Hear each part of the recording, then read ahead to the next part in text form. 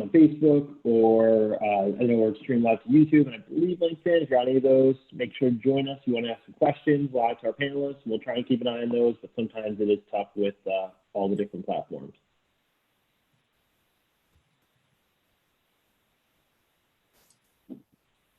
All right. To give everyone just a moment here to keep logging in. I see a bunch of people joining, and then we'll kick everything off. I know that virtual green screen.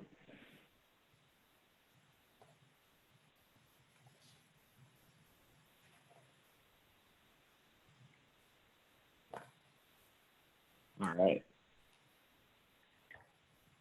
So we'll go ahead and kick everything off.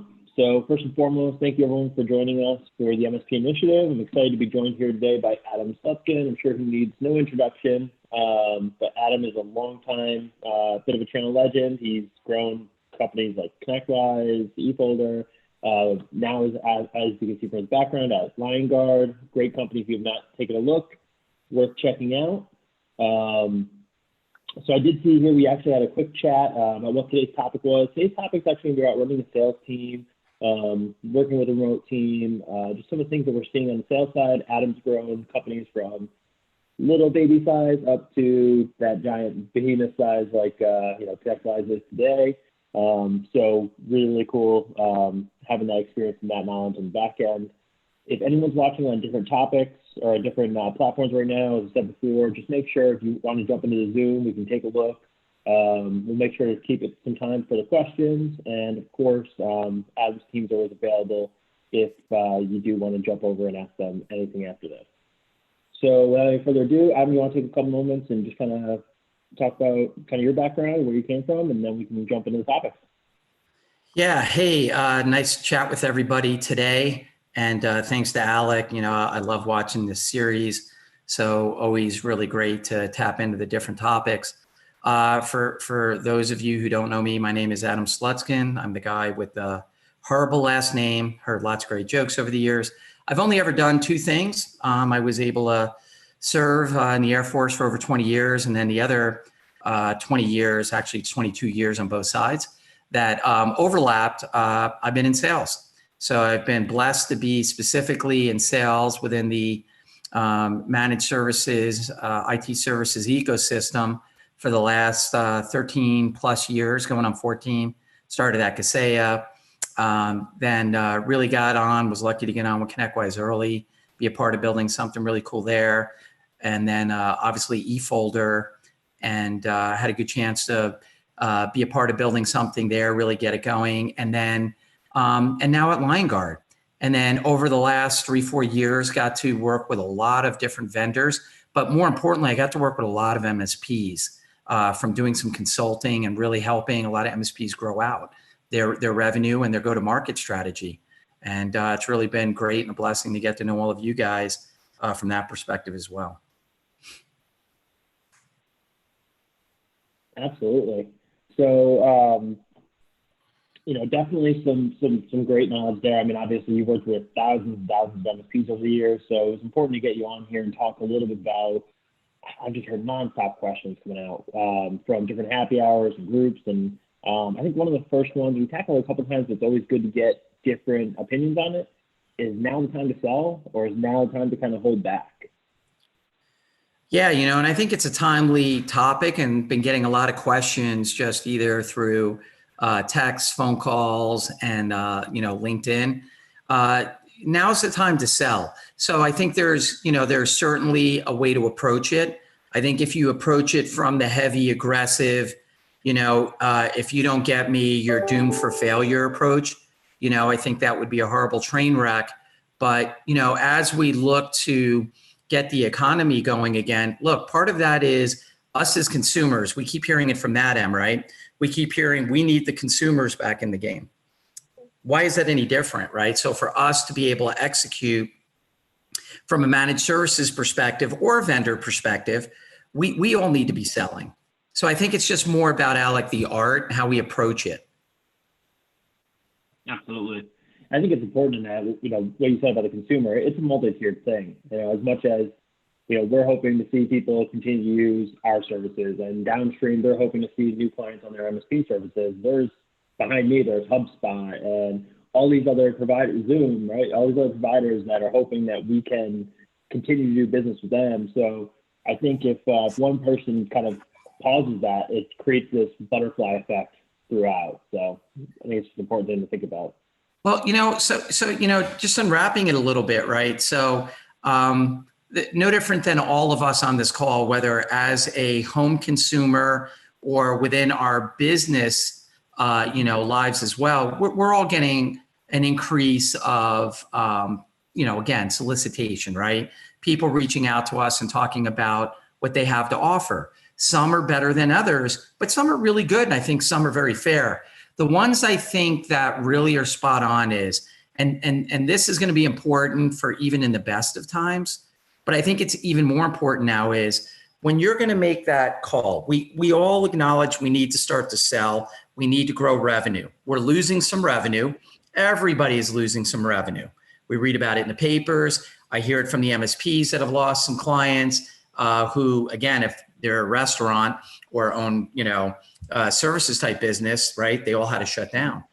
But I think really starting off, Alec, the most important thing is you got to be buttoned down with your value proposition. And so when you make that reach out, the ones that get my interest where I'm like, hey, let's talk, I'm interested, it's timely.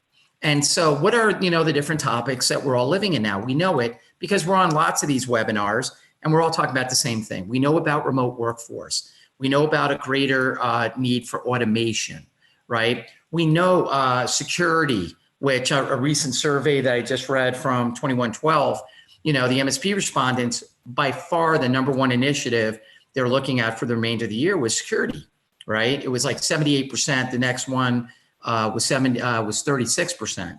So what does that mean? It means you got to start with knowing your value proposition. If you're going to reach out to someone, why now do I want to be talking to you? What is timely? And I can't say that enough. I think it's important in all the times and best of times.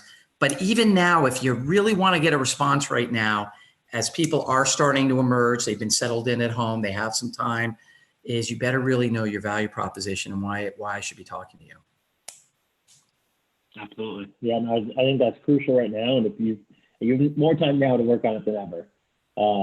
But you're right. I think we have to think about what the downstream client's feeling right now and how they're dealing with all this, right? I mean, they're at home. Of course, security is a huge risk. I think compliance is a major risk right now, and one that isn't getting enough of the focus because I know things are eased up a little bit, but I don't think that'll last long term.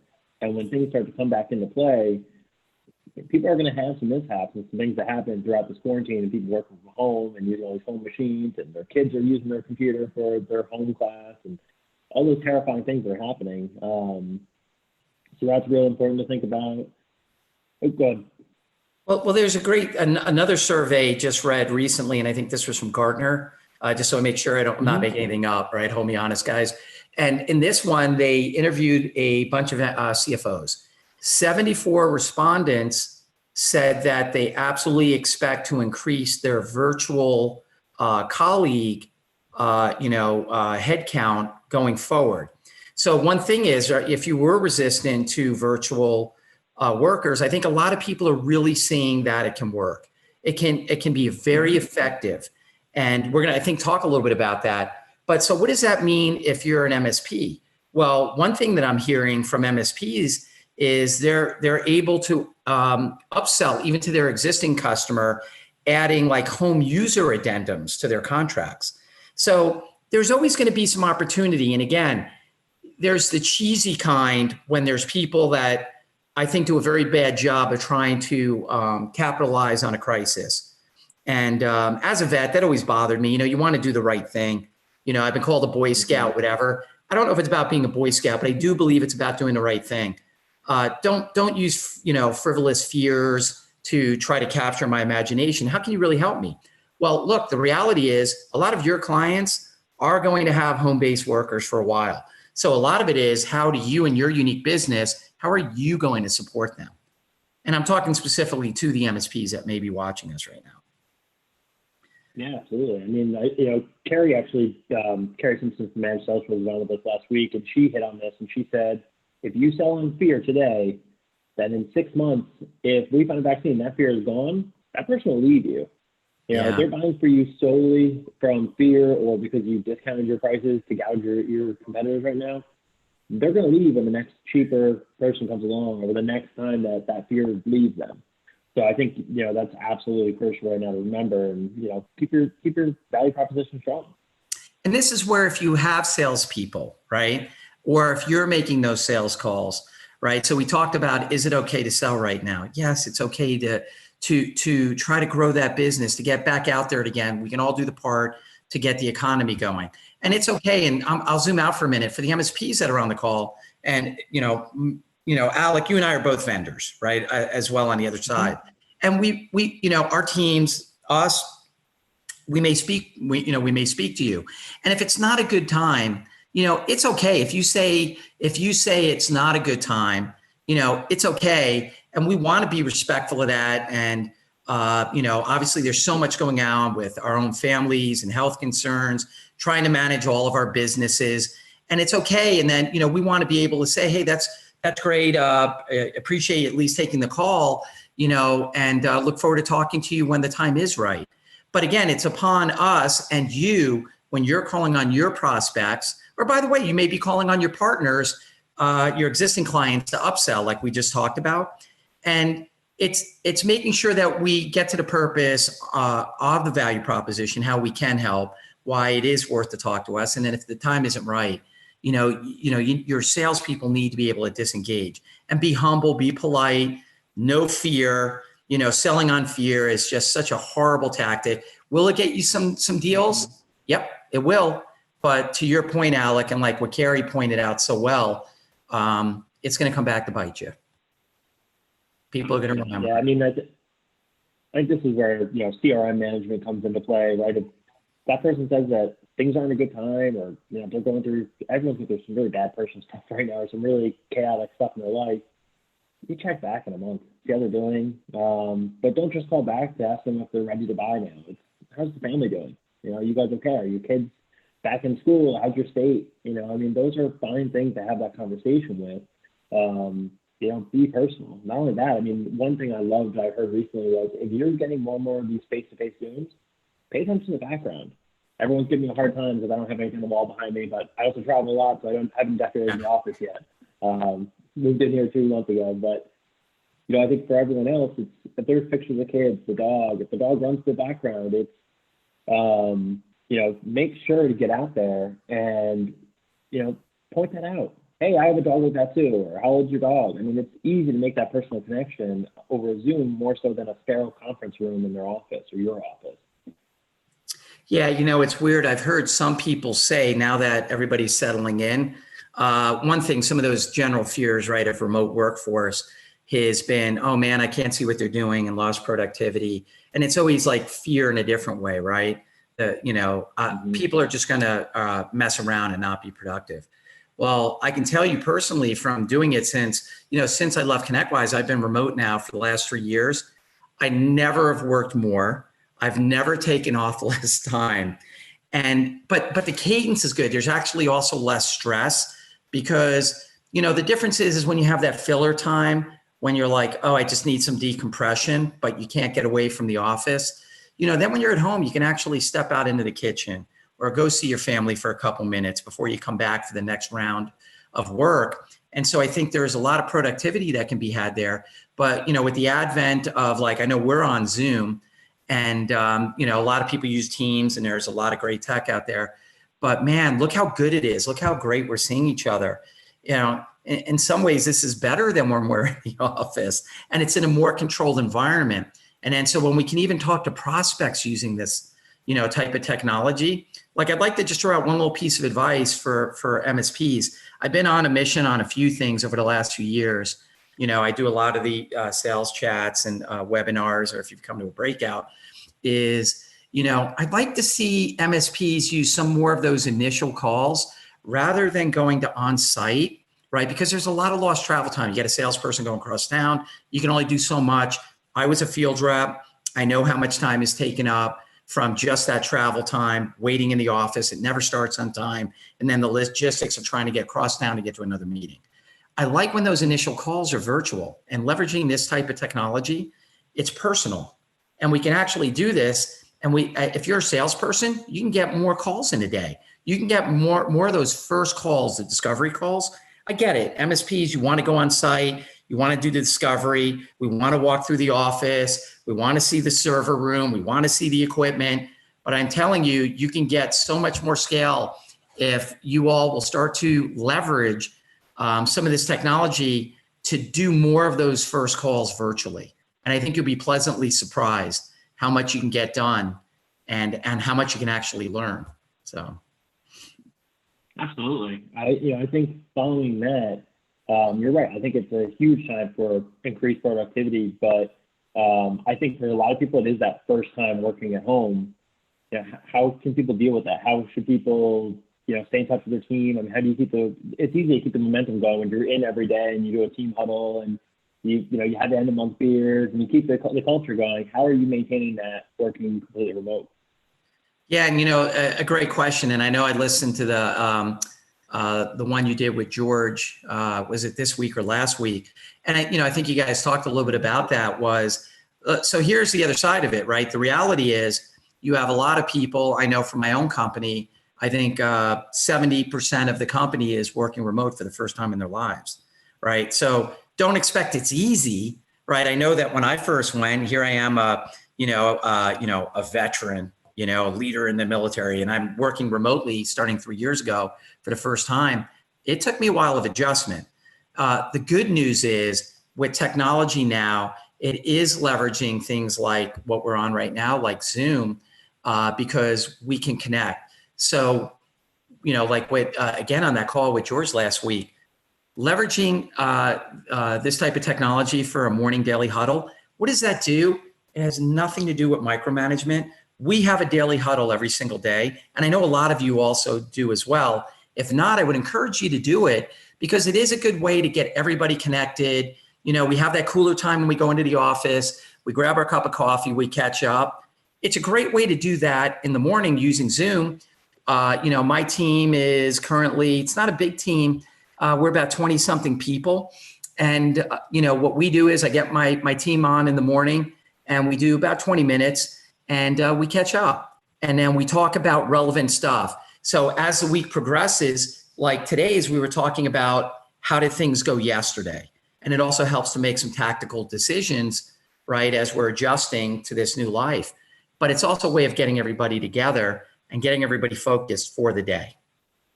So I can't say it enough. If you're not doing a daily huddle, strongly recommend it. You can do it at the end of the day. You could do it beginning in the morning, but I think it's real effective. And Alec, are you guys doing the same?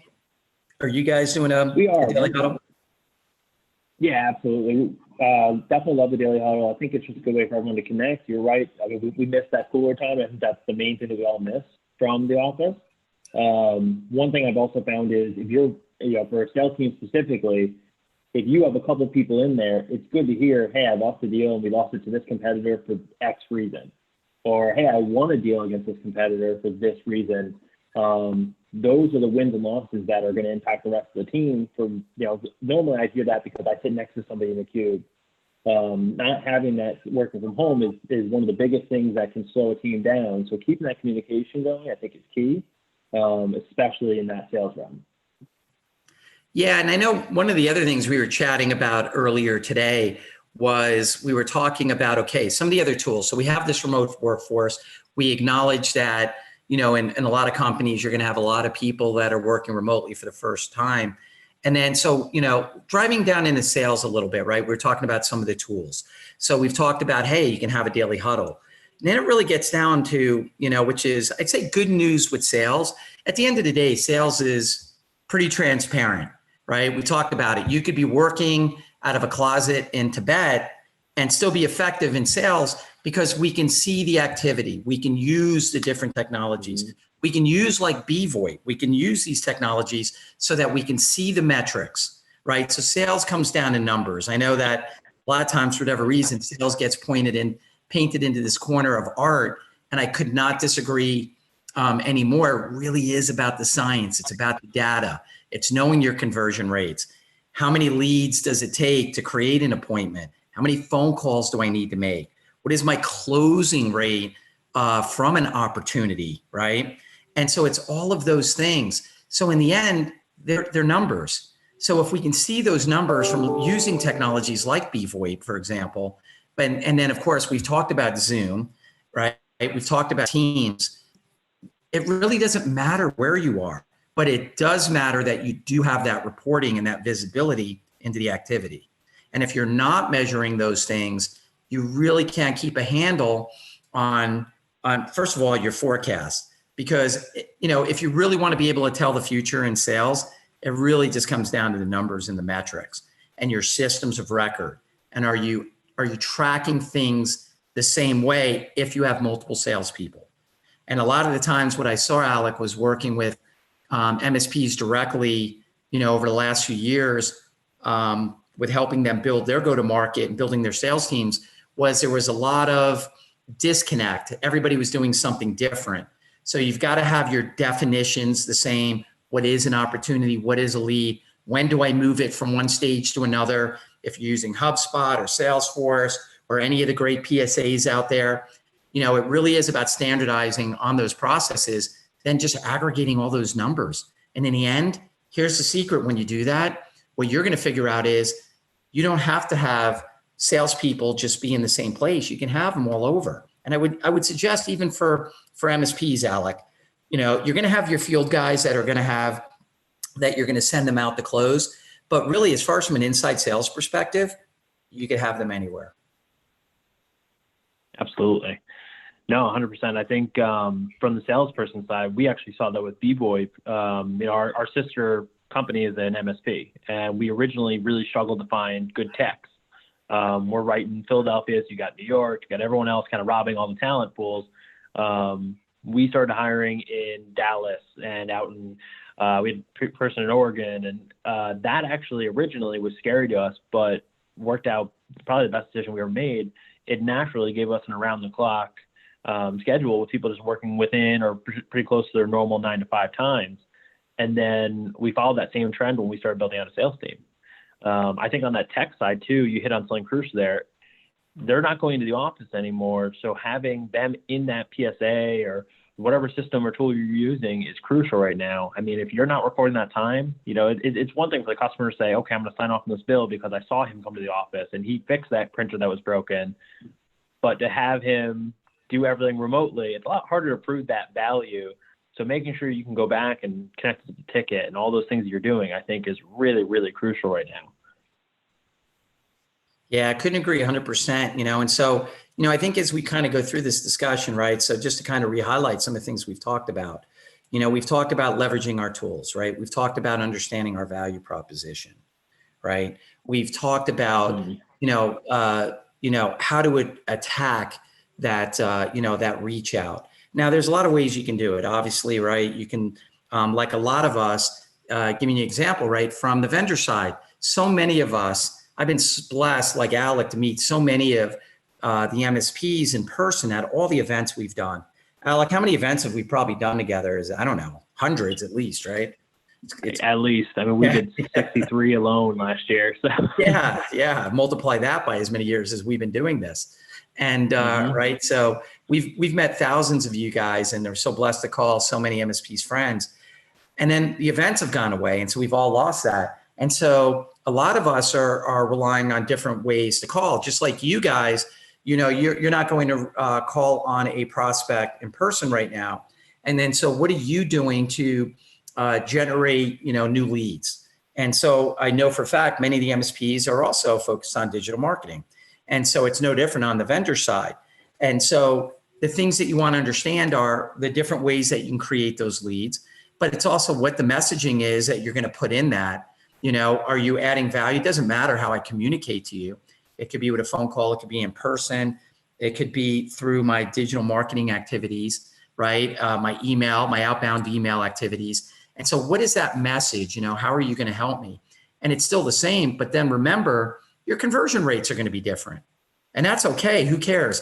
If I told you that you can get one lead out of every 1,000 emails that you send out, or I tell you that you could get one lead from every 20 people that you meet in person, it really doesn't matter. You just need to understand the math so that you can make that conversion. Yeah. So you know what? If you have a lower conversion for meeting someone in person, because reality is you're not going to meet 1,000 people like you can send out in an email, but it's making that connection so that you understand, hey, you know what? To get that same result, I may need to do more of X. I may need to either meet more people or send more emails, make more phone calls.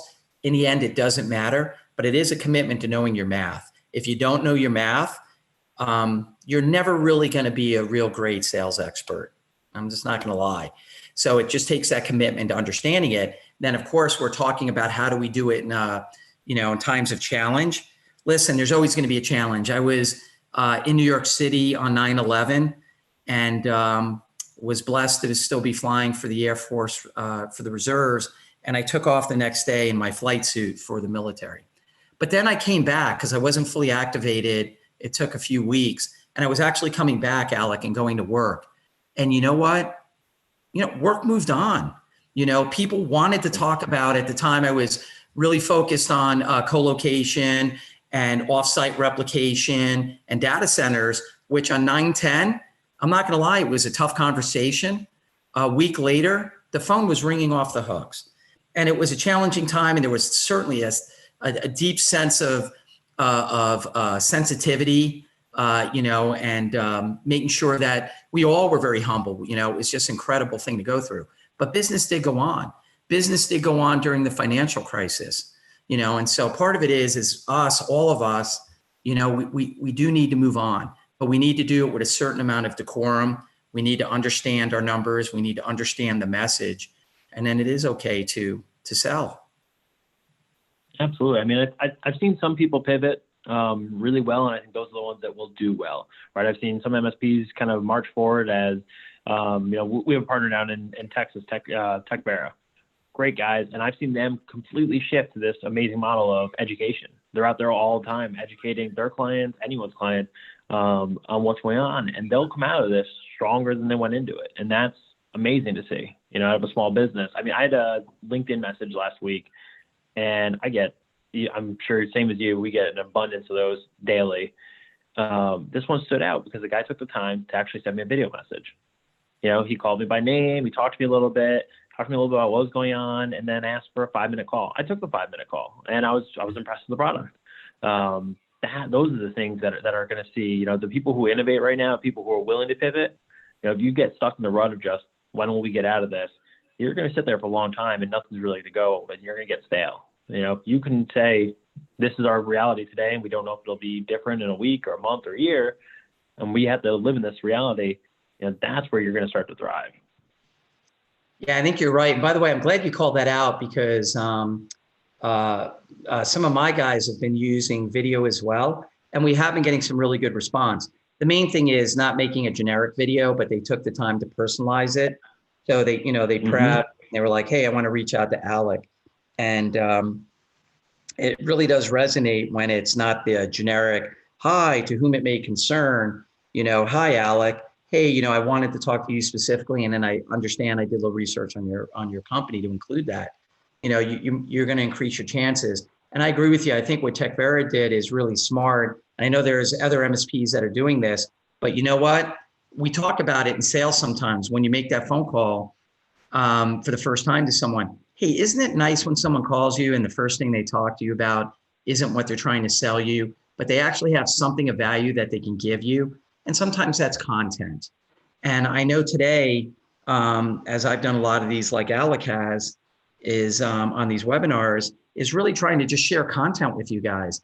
Look, the sales stuff is great. I've been doing this a long time. I love the people. I want to share. If I know something, I've been trying to give it to you guys for as long as I've been here. I love taking the one-on-one phone calls with you guys.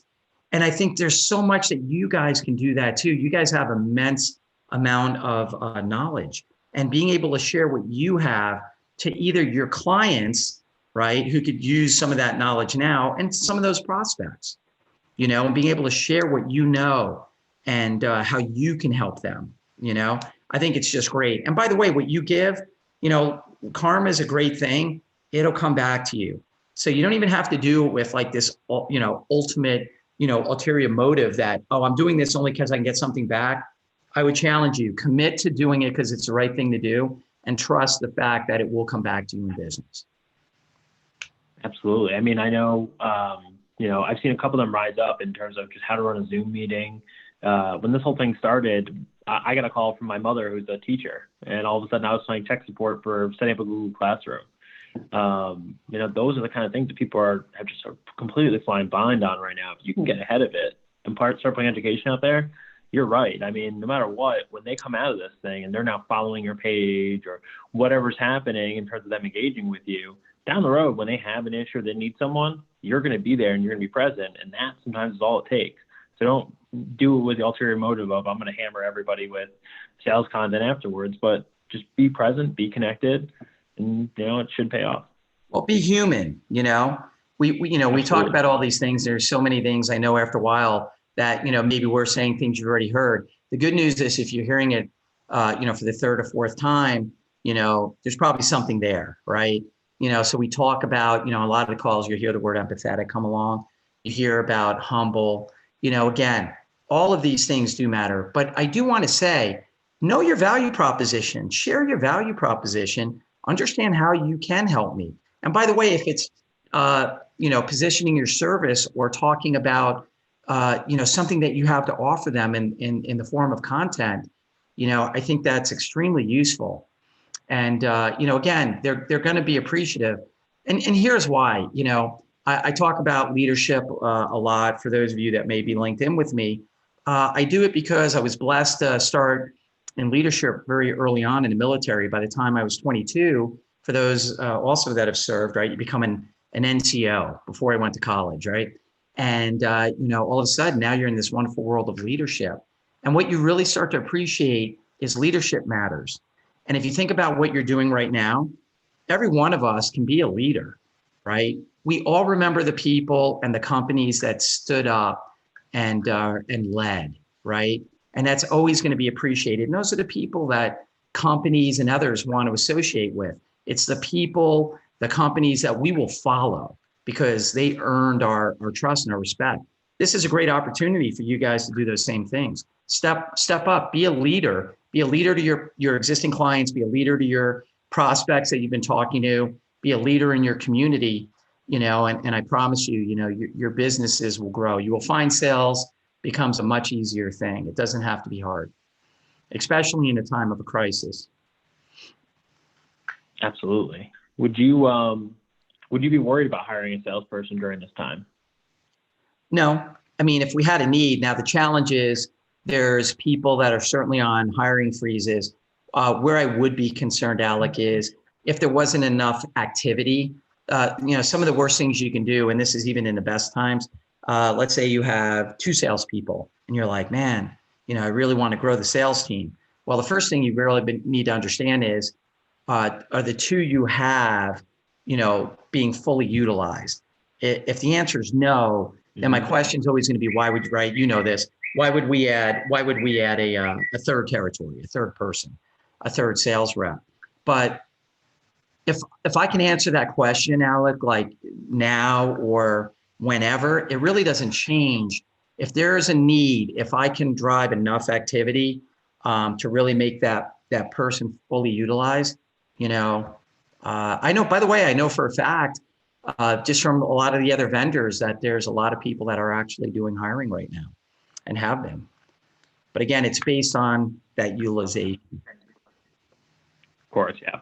Yeah, no, I think that is absolutely crucial. I mean, I think plenty of people were hiring beforehand, and some people I think got really nervous about it. I think you're right. You have to assess what's going on with your team today. I know we actually talked to James Byer a couple weeks ago from Bar Staffing, and he said they're still working pretty heavily. They have a couple new clients who have even signed on in the meantime, looking for talent. So it's still happening. People are still doing it, but understanding what your team is doing and is there more we could do with what we have? I mean, sometimes people are on the other end of it. People are way overbloated. And realistically, what they could be doing with 5 techs, they could do with 3 if the techs were utilized better, had the right tools to help them utilize better.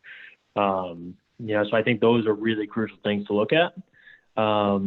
what else are you seeing out there? I mean, you talk to partners just as much as I do. Are you seeing any other fears out there, any other worries? And as we do this, if you have anything yourself, please comment it in the chat. And then, of course, we're trying to take a look at Facebook and YouTube and all the other places as much as we can to keep track of all your questions. So take away, Adam.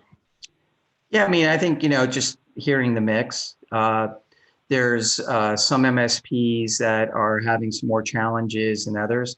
And it comes down to, obviously, sometimes if they have a focused vertical, so again, some of the MSPs I work with that solely focus on restaurants, they've had some challenges more than some that may focus in a different vertical.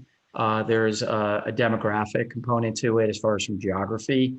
If some people that tend to have much more small clients, some of those small clients, again, really depends what service, part of the business they're in, might be struggling more. So they're having some challenges. But I also am hearing about a lot of MSPs really doubling down and saying, this is the time that I'm going to use to invest in my company. I say this is the majority that they're investing this time in their company to make sure that they're buttoning down their internal processes. They're certainly buttoning down their financial controls, and they're looking to grow. And they're saying, look, I get it. This is horrible. This is horrible, guys, but it's going to end. And when it ends, how am I going to emerge? And am I going to emerge stronger? And that's what you want to see. And to me, that is leadership, because there's always going to be something horrible out there and some challenge. And so a lot of the MSPs are saying, I'm using this time to get my house in order, clean up the business, make myself lean and mean, investing in technologies. Vendors are, again, for the MSPs on here, we're all engaging with you guys. We're engaging with you guys because you guys, there's a lot of you that want to engage with us so that you can look at the business and make areas of improvement that are going to make you stronger, right? So whether, again, I'm not trying to do a plug, guys. I never like talking about this stuff. But to be fair, BVoIP and LineGuard do serve a purpose there, because we do address a lot of things we're talking about in remote workforce and automation, a lot of these areas and talking points. So we are engaging with you guys. And let me also share, I'm hearing a lot of MSPs that are gaining new clients right now, that they are looking for someone that can help them so that when they emerge as well, they're going to have the right business partner. And then it could be any one of you on this call. Yeah, absolutely. I think what I've seen on our side is a mad rush for anything that can automate pieces of the business, and then anything that can help enable this remote work. And from a security standpoint, from a just location standpoint, all of it from top to bottom, I've watched a huge push towards that. And a lot of MSPs, I think, are starting to write in a secondary option into their contracts or their, offerings of, do you need coverage at home? Do you want to be protected next time we have to work remote? I think all those things are going to become more and more common, where it was kind of the very one-off thing where you watched an MSP, service the home. It was usually hey, this is my base client and the CEO wants a good setup at home, so I'm going to help them out because, want to take good care of that client. Now I think it's going to become a lot more the norm. We did actually have a pretty good question come through. What are you doing to keep your salespeople happy during the slow time? And then the follow-up to that is, have you adjusted their goals? Obviously, we talk about things could be slower. What do you do there on the quota side? Yeah, I think that's a great question. And so the answer is yes. So I think, as we all were really starting to see where this was going, at least for, we'll talk about Q2 initially, was that this was going to have an impact, right? And I think, at different degrees, we started seeing it as we got into late February. And then, of course, March was tough for many people, right? At any level, mid-market, enterprise, SMB, MSP, vendor, we all felt it a bit. And then, so I did try to move kind of quick. You try to read the tea leaves. Do you always get it right? Nope. But, you make the adjustments. Adjustments are always the key, right? And good leadership. And so we did make some changes, Alec, and look, no one can ever tell the future, because if you can, you probably wouldn't be on this call. You'd have like Jeff Bezos money, but probably more. But, what you really are trying to do is make the best assumptions, the best decision to guess on the data provided to you, So I did. I adjusted pretty quickly the forecast and the quota, at least for Q2, then looked out to Q3 a little bit, made some adjustments there. Changing the forecast is great. Now go back to your salespeople if you have them. Did you change their comp plans to align to the reforecast? And I don't know too many people that reforecast the numbers up, maybe Netflix, but there's not a lot of us. And so I absolutely did. And it's the right thing to do. If you're going to really build a credible relationship with your sales teams, you've got to be able to look them in the eye and not always give them everything they want. I never got that as a rep. But what you want to be able to do is say, look, we're in this together. We'll flex up when we need to. We'll flex down when we need to. We'll make adjustments when we need to. And so I do think that was that. In regards to how do you keep your sales team happy? Salespeople are happy when they're engaged, right? It ties back to what, we talked about earlier is activity. Activity leads back to leads. And there's a lot of things you can do. You can buy lists. If you're an MSP and you target dentists in Philadelphia, you can buy that list. You can build that list. There's a lot of sources out there that you can use to get these lists. And then, for us with the MSPs, it's a little bit harder for the vendors that support the MSPs. But, we can build these lists. And so even then we can have them making phone calls. That's activity, right? If we can't create, more nurtured leads, if we're using HubSpot or outsourcing some of the marketing activities like some of you do, or if you have your own internal marketing people. But we want to have them active and then running contests, make it fun. We talked about the daily huddle. We do stupid stuff where a person that can do the most creative background, but with a theme of how they're dressed up. So you have to play to the Zoom background, right? And then so we'll do some contests like that. And always trying to give out, some Amazon or Amex cards. We do scavenger hunts, virtual scavenger hunts. I know that a lot of us have been doing the virtual happy hours. And, it's all of those different things, be creative. Try to find ways to acknowledge the effort, even if the results aren't there. When the results aren't there, you got to trust they're going to come if everybody's doing the right thing. So reward the effort, reward the output, reward how many volume of calls they make. Have contests. Who makes the most calls today? Who creates the most, for those of you in like EOS, like FTAs, first time appointments, right? Let's talk about those things, and let's try to have some fun with it. But again, the biggest thing, Alec, is, man, me and you've been in sales a long time. What we want to do is we want to be active, So of course, yeah. Find that way to give them things to be active. Who can they call? Whether it's from whatever source, who cares? So I guess following that up, obviously you're right. Activity's king. If somebody's quota's off, yeah, it's a hard time, and maybe people aren't buying, and we're going to see those flexes in everyone's cycle, I think, right now.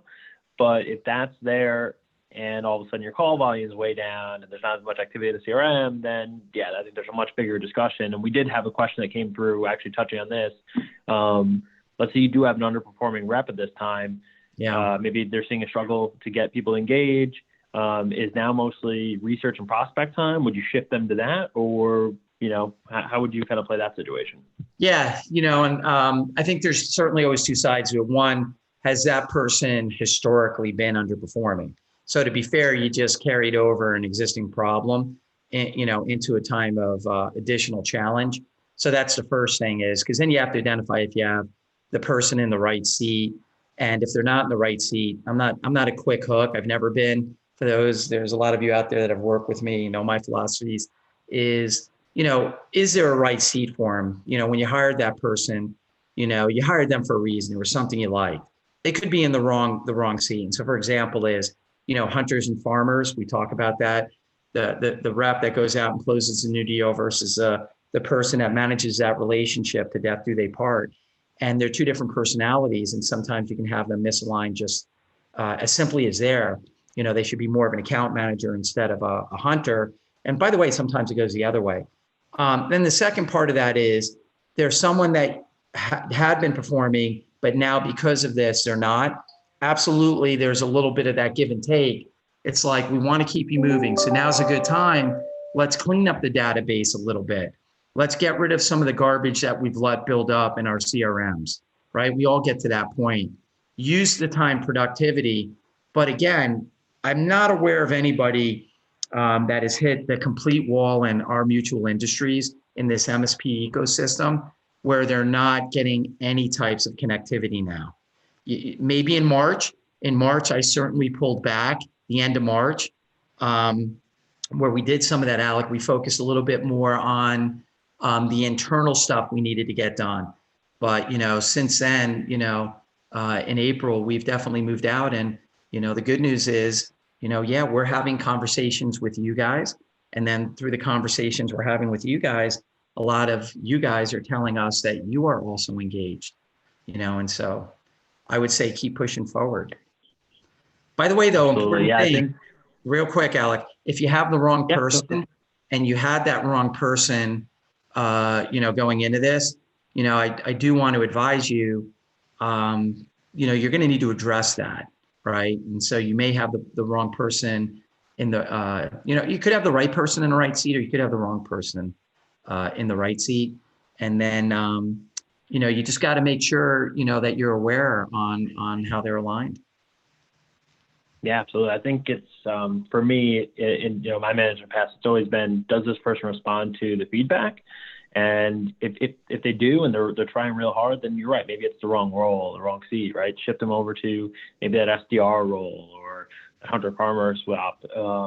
But yeah, I mean, if they're not really responsive and they're kind of struggling coming into this, then yeah, I think it might be time for a bigger discussion. We had another one just came through. When do you think you're going to feel comfortable putting people back on the road for events? Especially MSPs, they all travel. So yeah. I got to tell you, I mean, so many different views on that one, and I don't think any one of them is more right or wrong than the other. For us, it's more comfort level. The one thing I'm never going to do is, and again, this is no different than the military. I'm not going to bring anybody and put them in a place where they can't be successful. Because even in the military, I know it plays great in the movies and, oh yeah, we're going to, take that mountain. Sometimes you do have to do that, but you've got to make sure you have the people that are comfortable, that they're in the game. And so for me, the first thing is there's going to be a lot of different people on the team that have different comfort levels on, when they're ready to go out. They have families, there's still some concern about their second wave and all those other things. In general, what I've heard from the ecosystem, you and I do a lot of these different virtual happy hours with different people in the channel. I tend to hear July and August come up a lot, but I know that there's a couple shows, the bigger shows, that are still hanging out there in June. And I think we're going to manage those. And then it's going to be a matter of who's comfortable as the attendees and the sponsors. But, I think we all got to, continue to monitor and then listen to the people that are really good at what they do, man. I've done two things pretty well in my life, and I'm pretty much an idiot on other things, so if you want to talk about, flight safety and flying a plane, I might know a little bit, and of course sales, but when it comes to these other things, I certainly listen to the health experts, and I'm going to take my cues off them. And, but I think you need to be sensitive that, to everyone on the call. I would encourage you, don't put anybody out there that is not comfortable going out there. Absolutely. So I think we have time for about one more question. So if anybody has any more to put in, it looks like we have one more in there in the queue right now. It was, are you comping your reps any more to help them out with this slow commission time, or any other kind of benefits, or helping them out at all through the slump? Yeah, and I think we talked a little bit about it. So we definitely adjusted, I can talk personally what we did. We made some adjustments for Q2 to start, expecting to have softer numbers that, hopefully will continue to build up as, what the professionals and the experts are saying. Maybe as we end, Q2, we can start to, get out there a little bit more, feel a little bit more comfortable with the numbers declining. And so I certainly lowered the quota. When I looked at March, I definitely, what I did for March was there was nothing they could do. We were all in the middle of this emerging crisis. So what we did is we comped them at 100%. And I felt it was the right thing to do. because again, there was nothing they could do. And I didn't want them calling and, we were all just trying to figure this out. And, MSPs were dealing also with losing clients. And by the way, vendors as well. We were all kind of going through that spike. Absolutely. No, that's incredible to hear. I mean, those are always the stories you want to hear, right? I think we have enough negative news going out there, so it's always good to hear, a good story out there. So I know we're running up to the hour, so a couple quick things here. We did record this, so we'll be on Facebook after this, on our YouTube channel after this, and on the MSP Initiatives page. But Adam has tons of info, as you heard him say earlier. He does these things regularly. He jumps on. He he does a lot of these one-on-ones. So if you have questions, if you're struggling, if you're really sitting there saying, I don't know how to move forward with my sales team, or I'm struggling with a couple things, the entire team has great resources, right? They came from an MSP. They understand what you're going through. They've worked with thousands of MSPs over the years. Reach out to them. Cynthia, I know over there, said that she put a couple links in the chat for you guys. So take a look. Head over to the website if you guys need something. Adam's around. I'm around. We're always more than happy to do this. I'm sure, depending on how long this thing goes, I'm sure we'll circle back and just kind of see how things are going and what we're seeing adjust in the market. And, it's definitely a day-by-day thing from right now. So. Yeah, just again, for those of you that watch either the recorded version or jumped on with us live, just want to say thanks. And, what Alex said, I can't say enough. If there's anything I can ever do, the way most people, if you don't have my personal contact information, hit me up on LinkedIn. I respond 100% of the time. Always glad to help share whatever I have. If you just want to bounce some ideas off of me, talk about go-to-market, talk about sales strategy, anything I can do to help, always glad to give back. Absolutely. I appreciate that. And one final piece, we are going to be on Thursday, same time, 1 p.m. Eastern.